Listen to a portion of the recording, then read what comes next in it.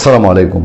এমন একটা অলিখিত সত্য এবং তথ্য সামনে আসে যে আওয়ামী লীগের যারা সংগঠক, যারা হোল্ড রাখে এলাকায়, সংগঠনকে গোছাতে পারবে বা কোনো কিছু করার চেষ্টা করলে করতে পারবে, যাদের জনবল লোকবল আছে, এই টাইপের লোক বাদ দিয়ে অন্য যারা আছে তারা মুক্তি পেয়ে যাক, এরকম একটা কথা আলাপ অন্তত শোনা যায়। এবং তার বেশ কিছু লক্ষণ আছে। আওয়ামী লীগের অফিস খোলা হচ্ছে, বিএনপি অন্তত কার্যত ফিল্ডে সেই জায়গায় বাধা দিচ্ছে না।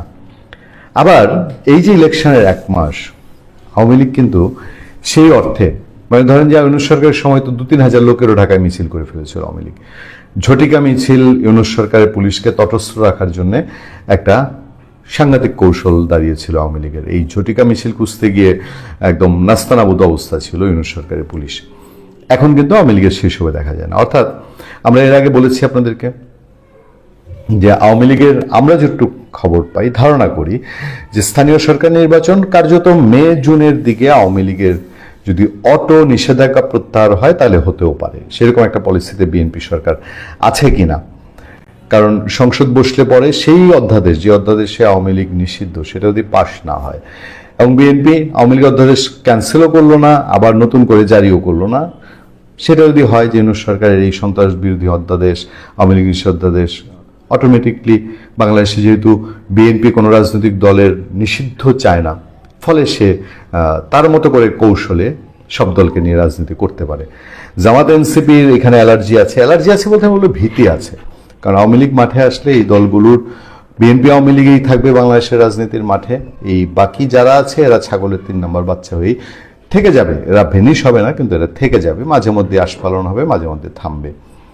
আওয়ামী লীগ যে একটা কৌশল নিয়েছে, সেই কৌশলটা অনেকেই ধারণা করেন যে আওয়ামী লীগ এখন কোনো প্রোগ্রামেই নিবে না, বিএনপি সরকারকে বিরক্তও করবে না, নির্বাচনে যেরকম সে কোনো রকম ডিস্টার্ব করার চেষ্টা করেনি, পারত না পরের কথা, বড় রকম চেষ্টা করেনি, সেরকম এই যে একটু ছুম মেরে থাকা, আওয়ামী লীগ থুম মেরে আছে, এই থুম মেরে কৌশলটা থাকাটাই তারা আরও শ্রেয় মনে করছে। এবং দেশে কোনো বিশৃঙ্খলার দায় আওয়ামী লীগের কাঁধে নতুন করে আসুক, এটা তারা নেবে না। আমার সামনে একটা খবর আছে, খবরটা অনেকটা এরকম: জোর করে ফেরার সুযোগ নেই, ছাড়ের অপেক্ষায় আওয়ামী লীগ।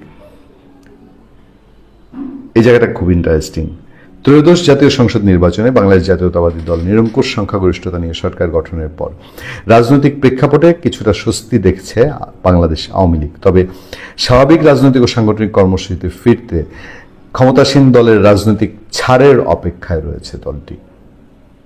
আওয়ামী লীগের মতন একটি বাংলাদেশের সবচেয়ে পুরনো ঐতিহাসিক দল, তাকে বিএনপির ছাড়ের অপেক্ষায় থাকতে হচ্ছে। আমি আরও একটা ইন্টারেস্টিং দিক আপনাদেরকে সেদিনও বলেছিলাম যে প্রথম আলোর মতো পত্রিকা আওয়ামী লীগের খবরাখবর দিচ্ছে, বাংলাদেশের মেইন স্ট্রিম পত্রিকা তারাও এখন আওয়ামী লীগের খবর দিচ্ছে, যেটা ইউনূস আমলে অ্যাবসার্ড ছিল। ইউনূস আমলে হয়তো সাহসও করতো না। আবার তার ওই যে এক রাক্ষস ছিল প্রেস সচিব, সে তো নানান সময় হুমকি ধুমকি ধরে দিয়ে বসতো যে আওয়ামী লীগের কোনো খবর প্রচার করলে, একবার ভয় পাইলো কি যেন আওয়ামী লীগ একটা কর্মসূচি দিবে নাকি শেখ হাসিনা, তখন বললো যে আওয়ামী লীগের কোনো খবর যদি কেউ প্রচার করছে তার বিরুদ্ধে যথাযথ আইনি প্রক্রিয়া নেওয়া হবে। মানে এটা কিন্তু সাংবাদিকতার উপরে সাংঘাতিক রকম হাত। সাংবাদিকরা পৃথিবীর সকল খবর প্রচার করবে, পিআরও হবে না, তার পাবলিসিটি করবে না, কিন্তু খবর তো দিবে। ইউনূস সরকার জোর করে সেই খবর দেওয়া বন্ধ করে দিয়েছিল। দলটির, মানে আওয়ামী লীগের বিভিন্ন পর্যায়ের নেতাদের সঙ্গে কথা বলে জানা গেছে, এই মুহূর্তে অপেক্ষা ও পরিস্থিতি পর্যবেক্ষণ ছাড়া অন্য কোনো কৌশল নিচ্ছে না আওয়ামী লীগ। জোর করে রাজনীতিতে সক্রিয় হওয়ার মতো পরিবেশ নেই, এ বাস্তবতা নেতাকর্মীরাও মেনে নিয়েছেন। নিষেধাজ্ঞা প্রত্যাহারের প্রত্যাশা। গত বছরের মে মাসে অন্তর্বর্তী সরকার আওয়ামী লীগ ও এর সহযোগী ভাতৃপ্রতিম সংগঠনের কার্যক্রম নিষিদ্ধ করে পরবর্তীতে নির্বাচন কমিশন দলটির নিবন্ধন স্থগিত করে। নতুন নির্বাচিত সরকার দায়িত্ব নেওয়ার পর আওয়ামী লীগ নেতাদের প্রত্যাশা, একটি রাজনৈতিক সরকার অরাজনৈতিক সরকারের আরোপিত নিষেধাজ্ঞা পুনর্বিবেচনা করতে পারে। তবে কবে বা আদৌ তা হবে কিনা সে বিষয়ে নিশ্চিত নন তারা।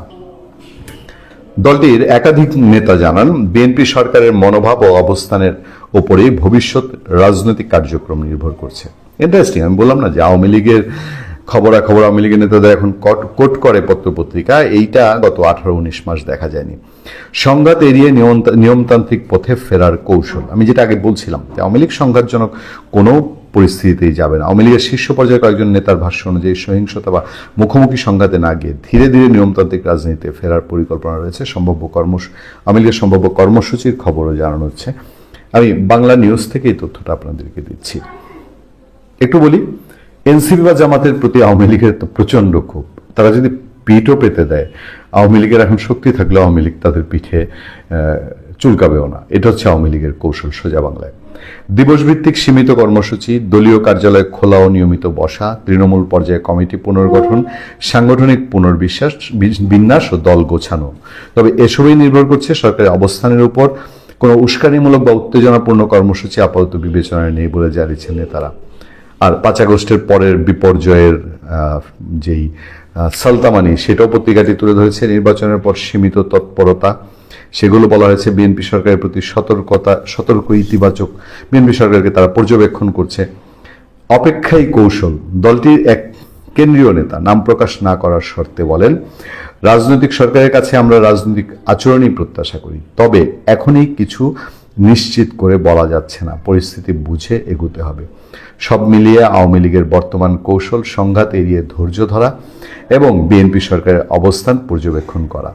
স্বাভাবিক রাজনৈতিক কর্মকাণ্ডে ফিরতে তারা ক্ষমতাসীন দলের আনুষ্ঠানিক বা অনানুষ্ঠানিক ছাড়ের অপেক্ষায় রয়েছে।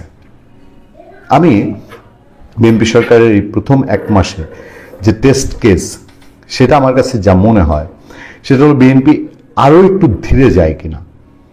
যে ধরেন, আমি তো বলছি যে মে জুন নাগাদ একটা পট পরিবর্তন হবে, এই আওয়ামী লীগ সংক্রান্ত একটা চেঞ্জ হবে, কিন্তু সেই চেঞ্জটাও যে পূর্ণাঙ্গ আওয়ামী লীগকে একেবারে কমফোর্টেবলি বাংলাদেশের রাজনৈতিক কর্মসূচি করতে দেয়া, ওই বঙ্গবন্ধু অ্যাভিনিউ ধানমন্ডি 32 নম্বরে অফিস করতে দেয়া, এই পর্যায়ে যাবে কিনা এটার একটা সন্দেহ আছে। আবার এটা অনেকটাই নির্ভর করে যে আওয়ামী লীগের ডাকসাইটের নির্মাতাদের মধ্যে, বিশেষ করে যাদের নাম শোনা যায়, আমির হোসেন আমু, সাবের হোসেন চৌধুরী, এই লোকগুলোকে অ্যাক্টিভ পলিটিক্স করতে দেয়া, তারা কি অ্যাক্টিভ পলিটিক্স করতে পারবে কিনা, এর উপরে অনেকটা ডিপেন্ড করে আওয়ামী লীগ কতটা চঞ্চল হবে, মানে দেখার মতন তার ভাইব্রেট হবে।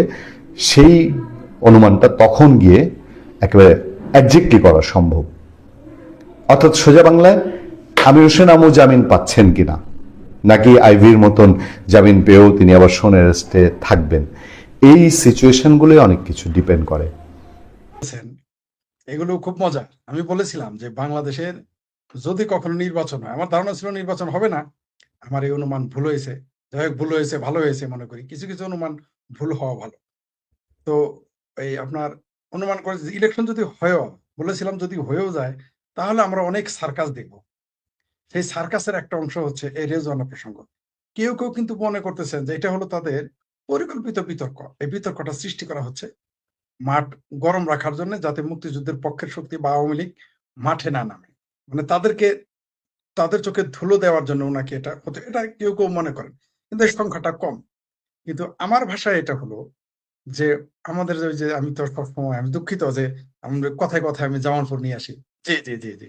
তো আমাদের জেলার একটা কথা আছে যে ক্ষেতের ঢেল ক্ষেতেই ভাঙে। অর্থাৎ যাদের যাদের গোপন কথা থাকে যাদের পেটে, তারাই প্রকাশ করে দিবে। অর্থাৎ গোপন তারাই ফাঁস করবে যারা অপরাধ করেছে। এটাকে বলে ক্ষেতের ঢেল ক্ষেতেই ভাঙে, অথবা ক্রিমিনালস দ্বারা আক্রান্ত হবে। এই ধরনের বোঝানোর জন্য আমাদের জামালপুর একটা কথা আছে। তো এই রেজওয়ানা যে কথাটা বলে ফেলেছেন, এর কথার মধ্যে কিন্তু অনেক রহস্য, অনেক, কারণ সহজ কথা যায় না বলা সহজে, তাই না? উনি সহজ করে বলেন নাই, কিন্তু আমাদের বুঝে নিতে হবে, খুঁজে নিতে হবে, ধরে নিতে হবে। যখন কোনো ঘটনা ঘটে, যখন নিচে আগুন থাকে, তখনই তো উপরে ধোঁয়া দেখা যায়। তো রেজওয়ানা এই বেলা বেলা আপা, এই আলবদর রাজাকার কন্যা নাকি আলবদর কন্যা, তিনি যে কথাটা বলেছেন, এটা কিন্তু রহস্যজনক। কারণ হচ্ছে তিনি ভুল করে এটা বলে ফেলেছেন, হয়তো বা ভুল করে। যেমন আমাদের ব্লেজার খলিল, বর্তমানে পররাষ্ট্র মন্ত্রী, যদিও সে নিজেকে এই মুহূর্তে, আমার ধারণা যে তিনি নিজেকে এখনো বোধহয় উপদেষ্টা পরিষদের কেউ ভাবেন। সেটাই ভাবাই স্বাভাবিক, কারণ আপনি তাকে ভোট দিতে দেখেছেন, দেখেননি? আমি দেখেছি, দেখি নাই, কেউ দেখে নাই বাংলাদেশে। সুতরাং যেহেতু সে বিদেশি, বিদেশি দালালিটাই রাখবে। আপনি তার আচরণ, তার বডি ল্যাঙ্গুয়েজ, তার কথা, তার পোশাক, তার বিবৃতি, এগুলো যদি আমরা দেখি, তাহলে দেখা যায় এই ব্লেজার খলিল এখনো নিজেকে বোধহয় ওই তথাকথিত এনজিওগ্রাম সরকারের যে উপদেষ্টা পরিষদ ছিল সেখানে সে এখন আছে। তার ভ্রম এখনো কাটেনি। কাটবে কিভাবে? সে তো নিয়োগপ্রাপ্ত। সে তো এই এনজিও সরকারের সাথে আমাদের মুসলেকা প্রধানমন্ত্রী, যেটা নিয়ে আজকে আমি একটা কবিতা লিখেছি। আমাদের এই মুসলেকা প্রধানমন্ত্রী মুসলেকা দিয়েই তো তাকে নিয়েছে, যে তাকে রাখতে হবে। তিনি যদি প্রধানমন্ত্রী হন তাহলে যে মুসলেকা পররাষ্ট্রমন্ত্রীও রাখতে হবে। তার জন্য তাকে দিয়েছে। তার বডি ল্যাঙ্গুয়েজ গুলো আপনি দেখবেন। এই যে আজকে মিছিল করলো জামাত, কমরেড রতন সিদ্দিকী একদিন বলেছিলেন তার উপর হামলা হয়েছিল, আমরা সে প্রতিবাদ করেছি, সেই প্রতিবাদ মিছিলে আমি ছিলাম, সেই মানববন্ধনে আলোচনা সভায় আমিও ছিলাম শাহবাগে। তিনি বলেছিলেন শুক্রবারটা আমাদের বেহাত হয়ে গেছে। তার সেই বিখ্যাত উক্তি মনে তো থাকার কথা আপনার, যে শুক্রবার আমাদের থেকে বেহাত হয়ে গেছে। আরে ভাই, শুক্রবার না, 2024 সালে 5ই আগস্টের আমাদের সপ্তাহের 7 দিনই বেহাত হয়ে গেছে। 7 দিনই বেহাত হয়ে গেছে। আজকে দেখেন মিছিল হওয়ার কথা। আচ্ছা, মসজিদ থেকে কেন মিছিল বের করবে? মসজিদ মিছিল করার জায়গা? মসজিদ তো মিছিল করার জায়গা না। আপনি যে বলেন মুসলমানদের জন্য, মুসলমানদের মিছিল কেন শুক্রবারই হবে? এই যে বোঝা গেল যে ফজর নামাজে মিছিল করলে লোক হবে 20 জন, সরি 5 জন। জহর নামাজে মিছিল করলে লোক হবে 100 জন। আসর নামাজে হবে 60 জন। এশার নামাজে 30 জন। তাহাজ্জুদ নামাজে তো লোকই খুঁজে পাবে না। এই জন্যই তারা মানে বোঝা গেল যে শুক্রবার বেছে নেওয়ার কারণ, সেই দিন যত আকাম কুকামি করুক আমাদের, আমি দুঃখিত এইভাবে শব্দ উচ্চারণ করার জন্য, আমি আন্তরিকভাবে ক্ষমা চেয়ে নিচ্ছি। কিন্তু যেহেতু আমার নামের সাথে ক্রিটিক লেখা আছে, অনেকে আমাকে বলেন যে এই বিষয়গুলো নিয়ে কথা বলবেন না। ভাই, যে বিষয়ে মানুষ কথা বলবেন ওইটা বলার জন্যই তো আমি শেখ করি। কারণ সবাই সব যদি বলে তাহলে আমার বক্তব্য শোনার তো দরকার নেই। আপনি আমার সাথে একমত হইতে পারেন, দ্বিমত হইতে পারেন, কিন্তু আমার বলার অধিকার আছে। সেটা হলো যে আমাদের মুসলমানরা মনে করে শুক্রবারে যদি মসজিদে না যায় তাহলে মুসলমান থাকবো না। মানে শনিবার না গেলেও মুসলমান থাকে, রবিবার না গেলেও মুসলমান থাকে, কিন্তু শুধু শুক্রবার না গেলে সে মুসলমান থাকে না। অথবা মনে করে জুম্মা নামাজ না পড়লে কি আর চলে? যতই আকাম কুকাম করি, যতই মদ খাই, যতই ইয়াবা খাই, যতই বদামি করি, যতই সুদ খাই, শুক্রবার যদি অন্তত না যায় তাহলে কেমন দেখা যায়? সেই জন্যই ডক্টর হুমায়ুন আজাদ স্যার বলেছিলেন ধর্মদের মানে ধর্ম যে একটা ভণ্ডামি, ভণ্ডদের আশ্রয়স্থল হচ্ছে ধর্ম। এই কারণে তিনি দুঃখ করে বলেছেন। এমনি বলেন নাই, তিনি তাদের আচরণে বলেছেন। কারণ আপনার চরিত্রটা কি, আমি যে কি, আমার পোশাকে বোঝা যায় আমি কেমন, আমার কথায় বোঝা যাবে আমি কেমন, আমার আচরণে বোঝা যাবে আমি কেমন, আমার খাদ্যে, আমার বই পড়ায়, আমার চলনে বোঝা যাবে আমি কেমন। আমি যে বাঙালি, আমি যখন ভাত খাবো সবাই বুঝতে পারবে, তাই না? আমি যখন মাছ খাবো ধরে নিবে, আমি বুঝতে পারবে যে আমি যখন একেবারে বিড়ালের মতো মাছটা খাবো তখন ধরে নিবে আমি বাঙালি। একজন রাশিয়ান তো খেতে পারবে না, একজন পাকিস্তানিও খেতে পারবে না, একজন একজন আমেরিকান তো আমার মতো খেতে পারবে না, তাই না? তো আচরণেই বোঝা যাবে কে কি। তো এদের আচরণেই বোঝা যায় যে শুক্রবার দিন নামাজ না পড়লে নাকি তাদের ইসলামিত্ব থাকে না, মুসলমানিত্ব থাকে না, অন্য দিন না পড়লে থাকে, সুদ ঘুষ খেলার সমস্যা নেই। জামাত, হেফাজত সহ মৌলবীরা, তাদের যে এই যে দোকান, মসজিদ এখন আর মসজিদ নেই। ওই যে একজন বিখ্যাত কবি তিনি বলেছিলেন যে মসজিদ মানে মসজিদ থেকে মুসল্লি চলে গেছে, মসজিদ থেকে মুসল্লি চলে গেছে, নামাজি চলে গেছে, কিন্তু কিছু শয়তান তখন মসজিদ দখল করেন। এর বিখ্যাত শায়ের আছে, বিখ্যাত। মানুষ এই যে উর্দু ভাষা, উর্দু ভাষা মানুষ মনে করে মুসলমানের ভাষা, এটা তো মনে করে অনেকে। উর্দু ভাষায় যেভাবে মোল্লাদের সমালোচনা করা হয়েছে পৃথিবীতে কোনো ভাষায় করা হয়নি। কিন্তু ওগুলো পড়াবে না, ওগুলো পড়াবে না, যাই হোক সেটা অন্য বিষয়। এই যে মোল্লারা এরা দেখে নিচ্ছে যে শুক্রবারে দোকানদারি ভালো হয়, কারণ শুক্রবারে যে এই যে মনে করেন 5-7-35 ওয়াক্ত নামাজ, 34 ওয়াক্ত তো বাদ দিয়েছে। কারণ ওই দিন মসজিদে মৌলবীদের ইনকামও হয়, এটা আপনি জানেন, আমরা সবাই জানি। তো এই মিছিলগুলোকে তারা তখন ব্যবহার করে, এই লোকগুলোকে তাদের লোক মনে করে, তাদেরকে বায়াস করে তাদের মিছিলে নিয়ে যায়। তাহলে তো লোক পাবে না। আপনি দেখেছেন ওই যে তালিবের ও অন্তস্তয়কার হাদি, তার মিছিলে কয়জন লোক হতো? 5 জন, 10 জন। আমি তো কোনোদিন 15 জনের উপরে তার উপরে মিছিল দেখি নাই। কিন্তু তার জানাজায় এত লোক কেমনে হইলো? এই হচ্ছে আমাদের বাংলাদেশ। আরে ভাই, জানাজায় আমিও যাই, জানাজায় আমি শ্মশান ঘাটেও যাই, আমি শ্মশানেও যাই, অন্ত্যেষ্টিক্রিয়াতেও আমি যাই, আমি নিজে যাই। কারণ আমার বন্ধু বাবা যদি মারা যায় হিন্দু, আমি যাবো না? আমার দুশ্মন হোক প্রতিবেশী, আমি তার জানাজায় যাবো না? অবশ্যই যেতে। জানাজায় গেলেই তো সব সব তো জানাজার উদ্দেশ্যে যায় না, বিভিন্ন কারণে মানুষ যায়, যে চিনে না সেও জানাজায় যায়। তো এই মসজিদে শুক্রবারে সবাই যায়, এটাকে তারা ক্রাউড নিজেদের দলে টেনে। আর মিছিলগুলো দেখেছেন তো, তারা মিছিল করতেছে, মানে মিছিলটা কার বিরুদ্ধে? রেজওয়ানা, তারপরে আপনার ব্লেজার খলিল, তারেক রহমানের নামেও মিছিল দিয়েছে, আমরা দেখেছি। তারেক রহমানরা বলছে ভোট চোর। তা আমরা তো জানি যে শেখ হাসিনাই নাকি সারা জীবন ভোট চুরি করেছে। তো তারেক রহমানে 20 দিন না যেতে ভোট চোর হয়ে গেল। আপনাদের না তো খায়েশ ছিল যে শেখ হাসিনা থাকলে ভোট হয় না, দিনের ভোট রাইতে হয়, তারেক রহমান ভোট চোর কেমন হইলো? আপনি আরেকটা জিনিস খেয়াল করেন, এই তারেক রহমান যে ভোট চোর বলে, তারেক রহমান কিন্তু কিছু বলে না। কেন বলে না? কারণ চোরে চোরে মাস্তুতো ভাই, মুসলেকা প্রধানমন্ত্রী, তিনি তো মুসলেকা দিয়ে আসছেন। এতক্ষণ তো ওদের নালা ছুটে ফেলার কথা, কোনো পুলিশ তো দেখলাম না, বা ছাত্র দলকে দেখি না, কিন্তু ছাত্রলীগ যদি একটু জয় বাংলা স্লোগান দেয় তাতেই তো মারে। আর ওখানে তারেক রহমানের ভোট চোর বলে কেউ কিছু বলে না। আমরা এগুলো গেম বুঝি, এই যে মিলকে জুলকে খেলা, এই যে প্রীতি ম্যাচ খেলা হইতাছে, কে কয়টা গোল দিবে, কখন গোল দিবে, ওটা আমরা জানি। আমরা জানি যে রেফারি দুই পক্ষের, আমরা জানি গোলকিপার দুই পক্ষের, এটা আমরা জানি, বুঝি। কিন্তু তারপরেও তাদের ভণ্ডামিটা দেখেন আপনি, সেখানে হাদির ছবি, এদের খোমেনির পিছনে, এদের খোমেনি হলো বিশ্ব নেতা তাদের ভাষায়, সে খোমেনির পাশে দেখলাম হাদির ছবি। হাসবো না কাঁদবো বুঝে উঠতে পারতেছি না। মানে এরা এখন এই এই তালিবাস ও অন্তস্থাকেরা এই হাদিকে এরা নবী রাসূল ঘোষণা না করলো, আমি তো এই চিন্তায় আছি। হাদিরে কেন কাজী নজরুল ইসলামের মতো একজন সেকুলার লোকের পাশে দিল? যে নজরুল ইসলাম হলো মা কালী নিয়ে শ্যামা গীত লিখেছেন, যে নজরুল বলেছেন যে যে খোদার আরশ ভেদিয়া তিনি চলে যাবেন, এই তালিবাস ও অন্তস্থাকেরা হাদিরে ইমাম খোমেনির ওইখানে পাঠাই দেওয়া উচিত, অথবা মক্কার খাদেমের কাছে, মক্কা ও নবী রাসূলের পাশে কবর দেওয়া উচিত ছিল মনে হয়। মানে এদের যা আচরণ, কয়দিন পরে এই কথাই বলবে। আর আপনি যেটা বললেন, এরা মিছিল করেছে রেজওয়ানা, তিনি অত্যন্ত ধুরন্ধর একজন মহিলা, দেখা যায় খুব এই, আপনি দেখবেন এই ইয়ার ডক্টর ইউনূস নামের আদম ব্যাপারীর যারা সরকারে জড়িত ছিলেন, আমার ভাবির পোলারা সহ, প্রত্যেকটা চেহারা হলো এক একটা, দেখবেন যে নিম শয়তান বলে আমাদের এলাকায়, আপনাদের এলাকায় কি বলে যায় না, মিটমিটা শয়তান বলে। চেহারায় আপনি বুঝতে পারবেন না এরা কত ধুরন্ধর, কত বদমাইশ, কত বদ, কত হারামি, কত পাষণ্ড, কত লম্পট। এই যে আলী রিয়াজ একটা আসছে, থালি রিয়াজ, তাই না? এরাও কিন্তু কথাবার্তা বলে, আস্তে আস্তে কথা বলে। এই যে আরেকটা আছে যে আসিফ সার, কিভাবে ঠাড়া বাড়া মিথ্যা কথা বলে, মনে হয় যে একেবারে মক্কার আল্লাহর ফেরেস্তা, জীবনে মিথ্যা কথা কয় নাই, কেবল মায়ের পেট থেকে পড়লো। সে বলছে তুই জীবনে জীবনে কোনো দুর্নীতি করে নাই, কত বড় বাট পার, সারা জীবন মিথ্যা কথা বলে আসলো, বললো ২৬ লক্ষ ভারতীয় এখানে চাকরি করে, আমরা একজন ভারতীয় বের করে দিতে দেখিনি। একবার বললো ক্রিকেট বোর্ড, তারা বলতেছে এটা ক্রিকেট বোর্ডের কথা, আবার সেই বলে সরকারে করেছে।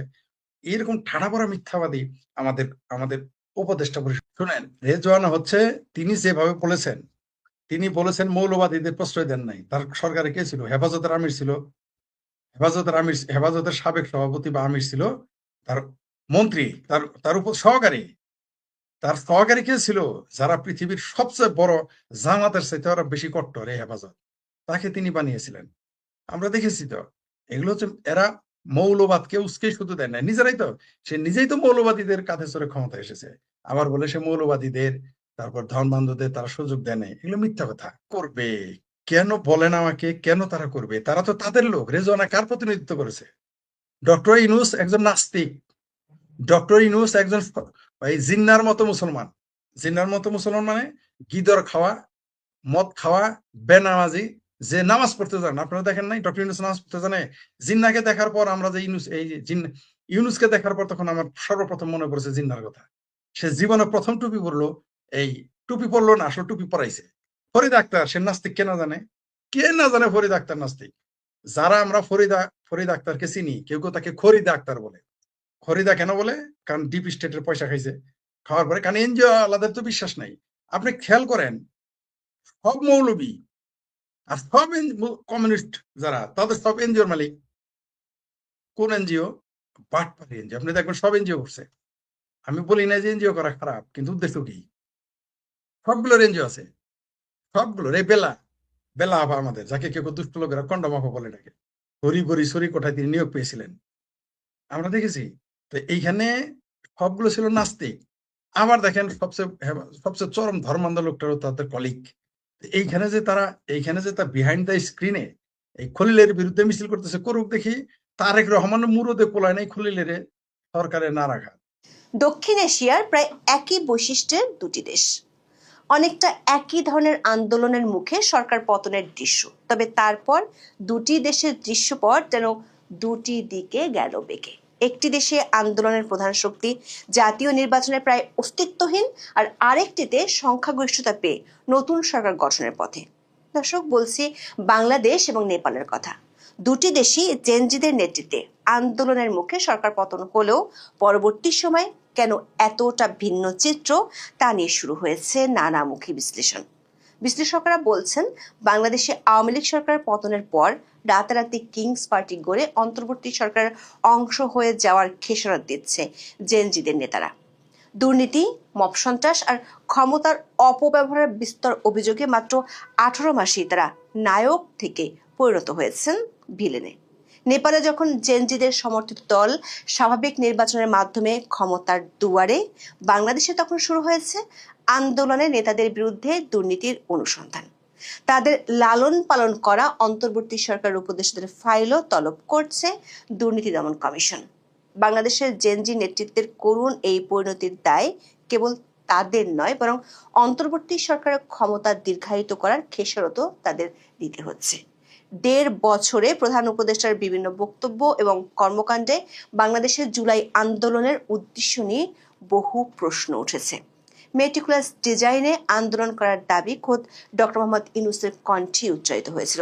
এমনকি মানুষ তাকে 50 বছর পর্যন্ত ক্ষমতায় দেখতে চায় এমন দাবিও তৈরি করেছিল নানামুখী সন্দেহ।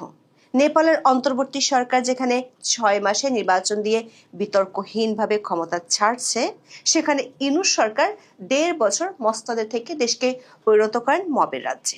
অবশেষে নানামুখী চাপে একটি বিতর্কিত একতরফা নির্বাচন দিয়ে তিনি বিদায় নিলেও 1.5 বছরের অপশাসনের ক্ষত নিয়ে ভুগছে নতুন সরকার।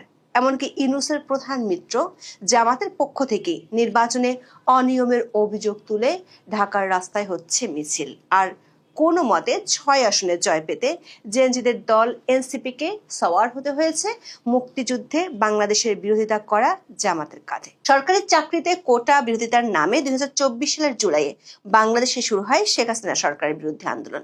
এরপর 5ই আগস্ট ক্ষমতাচ্যুত হন শেখ হাসিনা। সেই থেকে শেখ হাসিনা অবস্থান করছেন ভারতের দিল্লিতে। এর ঠিক প্রায় 1 বছর পর 2025 সালের 9 সেপ্টেম্বর নেপালে জেনজি আন্দোলনে দেশটির সরকারের পতন হয়। পদত্যাগ করেন প্রধানমন্ত্রী কেপি শর্মা ওলি। বাংলাদেশের শেখ হাসিনার পতনের 3 দিন পর 8ই আগস্ট ডক্টর মোহাম্মদ ইউনূসের নেতৃত্বে শপথ নেয় অন্তর্বর্তী সরকার। এই সরকারের শুরুতেই 2 ছাত্র প্রতিনিধি হিসেবে উপদেষ্টা হিসেবে যোগ দেন নাহিদ ইসলাম এবং আসিফ মাহমুদ সজীব ভুঁইয়া। আর মাহফুজ আলম শুরুতে প্রধান উপদেষ্টার বিশেষ সহকারের দায়িত্ব পেলেও পরে হন পূর্ণ উপদেষ্টা। অর্থাৎ আন্দোলনকারী জেনজিদের সরাসরি অংশগ্রহণই যাত্রা শুরু করে অন্তর্বর্তী সরকার। আর সেখান থেকেই শুরু জেনজি নেতৃত্বের পতন। কয়েকদিনের মধ্যে পরিষ্কার হয়ে ওঠে দেশের মালিক বনে গেছেন জুলাই আন্দোলনকারীরা। আর তারা সরাসরি প্রশ্রয় পেয়েছিলেন ডক্টর মোহাম্মদ ইউনূসের। প্রায় 1.5 মাসের মাথায় নিউ ইয়র্ক সফরে গিয়ে মাহফুজকে জুলাই আন্দোলনের মাস্টার মাইন্ড হিসেবে সবার সামনে তুলে ধরেন ডক্টর মোহাম্মদ ইউনূস। এর কয়েক মাস পর 2025 সালের 28শে ফেব্রুয়ারি কিংস পার্টির তকমা নিয়ে যাত্রা শুরু করে জুলাই আন্দোলনকারীদের দল জাতীয় নাগরিক পার্টি বা এনসিপি। দলের আত্মপ্রকাশের আগে ডক্টর ইউনূস নিজেই সাক্ষাৎকারে দাবি করেন তার উৎসাহে গঠিত হচ্ছে ছাত্রদের দল। এরপর সরকারের সরাসরি দয়া দাক্ষিণে এনসিপির কার্যক্রম পরিচালিত হতে দেখা গেছে। এমনকি সেনা নিরাপত্তায় দেশের বিভিন্ন জায়গায় সভা সমাবেশ করতেও দেখা গেছে। গোপালগঞ্জে সেনাবাহিনীগুলিতে মানুষ খুনও করা হয়েছিল ইউনূস সরকারের আমলে। বিভিন্ন জায়গায় মব সন্ত্রাস সহ থানা থেকে অপরাধীদের ছাড়িয়ে আনার মতো দাপটও দেখাতে শুরু করে কিংস পার্টির নেতারা। আওয়ামী লীগের কার্যক্রম নিষিদ্ধ সহ সরকার ইচ্ছা পূরণের জন্য